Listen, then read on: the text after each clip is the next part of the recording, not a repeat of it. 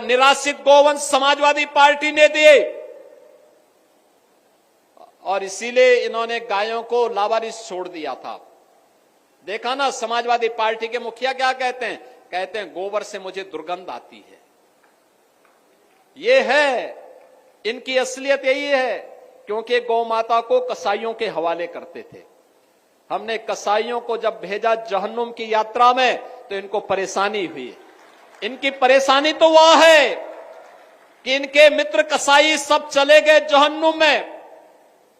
तो अब इन गोवंश को बचाने की चुनौती थी, तो आप ही की धरती के सपूत, आप ही के द्वारा चुने गए आंवला के विधायक ने 7,700 से अधिक निराश्रित गौ आश्रय स्थल खड़ा किए और आज वहां पर 14 लाख गोवंश की देखभाल स्वयं राज्य सरकार कर रही है और शेष हमने अन्नदाता किसानों को दिए हैं। आप भी पालिए, एक गोवंश पर 1,500 रुपया हम महीना आपको उपलब्ध करवाएंगे। अगर कोई किसान 4 गोवंश रखता है तो 4 गोवंश के लिए 6,000 रुपये महीना हम उनको देते हैं।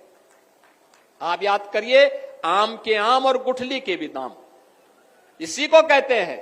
यानी गौ माता की सेवा का पुण्य भी पाओ और सरकार का अनुदान भी पाओ। और इसीलिए आज के इस अवसर पर भारत के अंदर, भारत की परंपरा तो गौ और गंगा की परंपरा है। हमने अगर गंगा माता की पूजा की है तो गंगा माता ने हमें एक नई पहचान दी है। नमामि गंगे परियोजना के कारण आज प्रयागराज महाकुंभ ने उत्तर प्रदेश को एक नई पहचान दी है। 66 करोड़ श्रद्धालु प्रयागराज में आया, भव्य और दिव्य कुंभ का दर्शन किया।